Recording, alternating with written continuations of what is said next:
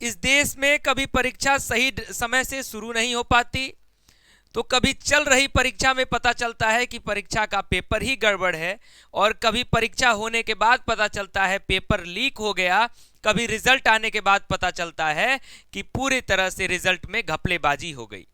जी हाँ, नमस्कार, मैं विपुल सिंह स्वागत करता हूं आप सभी विद्यार्थियों का हमारे इस यूट्यूब चैनल स्टडी कैपिटल पर।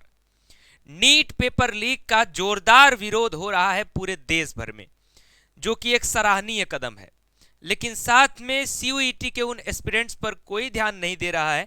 न स्टूडेंट्स खुद ध्यान दे रहे हैं, न सोसाइटी ध्यान दे रही है, न बाकी लोग ध्यान दे रहे हैं कि सीयूईटी में भी लाखों छात्रों का भविष्य बर्बाद किया जा रहा है। इस पर चुप्पी क्यों है, इस पर एक बड़ा प्रश्न चिन्ह खड़ा होता है। आज के इस वीडियो में मैं बात करूंगा नीट और सीयूईटी दोनों स्टूडेंट्स के पक्ष में, इसलिए इस कंप्लीट वीडियो को देखिएगा। और वीडियो की शुरुआत करने से पहले एकमात्र निवेदन कि वीडियो को अधिक से अधिक शेयर करिएगा, ताकि सभी तक ये वीडियो पहुंचे। और इसमें मैं एनटीए का कोई विरोध या एनटीए के विरुद्ध मैं कोई बड़े धरना प्रदर्शन का ऐलान नहीं कर रहा हूं, बशर्ते मैं अपनी बात और इस पूरे सोसाइटी की बात को अपने सामने, आपके सामने रखना चाहता हूं। और मैं चाहता हूं कि ये जो डिस्कशन है वो ज्यादा से ज्यादा बढ़े, और देश में अगर एनटीए पेपर करा रही है तो अपनी जिम्मेदारी निभाए सही ढंग से, नहीं तो पेपर की जिम्मेदारियों को इन्हें छोड़ देना चाहिए, किसी और एजेंसी को भी ट्राई करना चाहिए। तो सबसे पहले बात करते हैं नीट पेपर लीक पर। नीट की परीक्षा ऑफलाइन होती है, और नीट की परीक्षा के समय ही कुछ सेंटर्स पर इस तरीके की खबरें आई कि पेपर लीक हो गया है। फिर एनटीए ने इसमें सफाई देते हुए कहा कि पेपर का जो समय था देने का उसमें गड़बड़ी हुई थी, पेपर लीक नहीं हुआ। सभी ने कहा ठीक है, एनटीए अगर कह रही है तो इस पर भरोसा करते हैं। लेकिन कुछ समय बाद जब रिजल्ट जारी होता है नीट का, तो पता चलता है कि एक ही सेंटर से तमाम विद्यार्थी फुल में फुल मार्क्स प्राप्त करते हैं, यानी जितना मैक्सिमम है 720, उसमें 720 मार्क्स प्राप्त करते हैं। साथ में रिजल्ट बनाने की प्रक्रिया पर कहीं 718, कहीं 716 नंबर जो मिले हैं, ये एनटीए का कहना है, और ये रूल है कि नॉर्मलाइजेशन के तहत हो सकता है। लेकिन इसमें भी तमाम शक की सुई एनटीए पर घूम रही है कि किस तरीके से रिजल्ट तैयार किया गया है। रिजल्ट में तमाम प्रकार के एरर्स देखने को मिल रहे हैं। ये रही नीट की बात। अब दूसरे टर्म में आ जाए तो सीयूईटी के एस्पिरेंट्स पर चर्चा करते हैं। सीयूईटी के एस्पिरेंट्स जो है वो सेंटर पर जाने के बाद से ही लगातार प्रताड़नाएं झेल रहे थे, और प्रताड़नाएं झेलने के बाद उनके पक्ष में कोई नहीं खड़ा है। नीट के विद्यार्थियों के लिए एक सुलभ बात जरूर है कि पूरा देश, पूरी सोसाइटी लगातार ट्विटर से लेकर के देश भर में तमाम प्रकार के आंदोलन देखने को मिल रहे हैं। जो नीट में गड़बड़ी हुई है उसको लेकर के लोग काफी सचेत हैं, और लगातार इस प्रयास में है कि एनटीए के विरुद्ध सीबीआई जांच होनी चाहिए, और जो भी गलतियां हुई हैं नीट की इस परीक्षा में उस पर तत्काल प्रभाव से कार्रवाई होनी चाहिए। लेकिन सीयूईटी के बच्चों का दुर्भाग्य है, उनके पेपर में सेंटर्स पर मुश्किल से 15 मिनट 20 मिनट बहुत सारे सेंटर्स पर समय मिला। 1 घंटे के पेपर में 15 से 20 मिनट का समय मिलना, कौन सा देश का ऐसा टैलेंटेड व्यक्ति होगा जो 15 से 20 मिनट में जनरल टेस्ट का पेपर कर लेगा। लेकिन देश नहीं बोला, बच्चों ने कुछ प्रयास किया, लेकिन बच्चे तो क्या है, अपने घर से माता पिता के दम पर कितना प्रयास कर सकते हैं।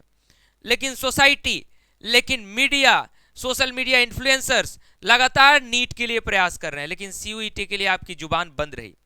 क्या सीयूईटी में जो स्टूडेंट्स हैं, मैं इसको कहने में थोड़ा भी संकोच नहीं करूंगा कि नीट की तैयारी करने वाले ज्यादातर स्टूडेंट्स, सभी नहीं लेकिन ज्यादातर स्टूडेंट्स अच्छे खासे अपर मिडिल क्लास फैमिली से बिलोंग करते हैं, या फिर अपर फैमिली से बिलोंग करते हैं।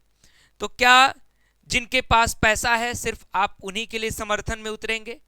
क्या सीयूईटी में वो स्टूडेंट्स आते हैं, आपको भी पता है, जो जेएनयू में जाना चाहते हैं, बीएचयू में जाना चाहते हैं, जहां की फीस बहुत कम है, जहां पर बच्चे होम ट्यूशन पढ़ा के अपनी फीस और अपने खर्चे उठाते हैं?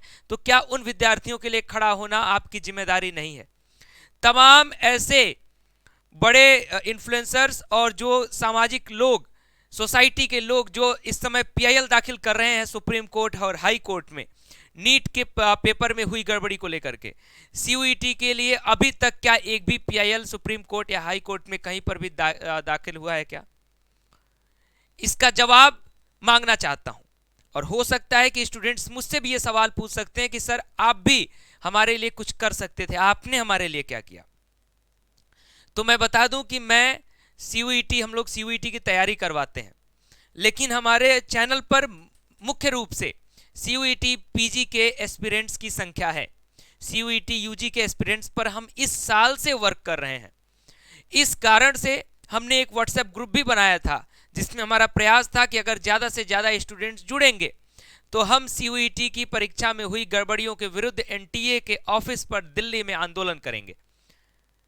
लेकिन दुर्भाग्य रहा कि जिन चैनल्स पर आपके लिए कुछ नहीं किया गया, आप उनके कमेंट बॉक्स में लगातार लगे रहे कि सर हमारे लिए न्याय कराइए, हमें न्याय दिलाइए, लेकिन सिर्फ 2 से 4 दिन वीडियो बना करके आपके सेंटिमेंट से खेलते हुए उन्होंने अब आगे कोई कार्रवाई नहीं की, बल्कि उनके पीछे हजारों बच्चों का वो हुजूम था, जो अगर वो कोई भी कदम उठाते बच्चों के समर्थन में तो बच्चों का समर्थन होता, लेकिन उन्होंने कोई भी कदम नहीं उठाया।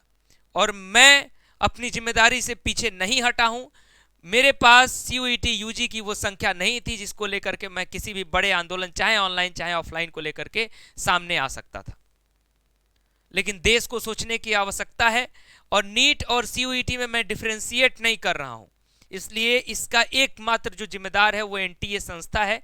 UGC के चेयरमैन शिक्षा मंत्रालय को इस पर विशेष ध्यान देना होगा, नहीं तो क्लास 12th पास करते ही हायर एजुकेशन की तरफ बढ़ने वाले छात्र छात्राओं के लिए, या फिर यूं कह लें कि अपने प्रोफेशनल डिग्री के पहले कदम में बढ़ते ही बच्चों के जिस तरीके से उनके मानसिक संतुलन को बिगाड़ा जा रहा है, जिस तरीके से उनके मेंटेलिटी को डिस्टर्ब किया जा रहा है, जिस तरीके से अगर क्लास 12 पास करते ही बच्चे के सामने आ जाएगा कि पेपर लीक होता है, भ्रष्टाचार चलता है, तो वो देश में, देश की सेवा में आगे कैसे बढ़ेगा। तो निवेदन है माननीय कि आप लोग इस पर काम करें और सभी लोग इस वीडियो को शेयर करें, और जितना हो सके, मैं नीट और CUET को अलग नहीं कर रहा हूं, बार बार बता रहा हूं, आप अगर नीट के लिए वीडियो बना रहे हैं तो CUET के एक्सपीरियंस के लिए भी वीडियो बनाइए, और शिक्षा मंत्री UGC के चेयरमैन को भी टैग करिए, मेंशन करिए, कम से कम वो महोदय लोग इस बात को सुने, क्योंकि लगातार देश में गड़बड़ियां हो रही हैं और हर बार चुप्पी साध करके बैठना कायरता है, और इस देश में अगर इसी तरीके से चुप्पी रही तो शिक्षा व्यवस्था चौपट हो जाएगी। अभी के लिए इस वीडियो में इतना ही। बहुत बहुत धन्यवाद। नमस्कार।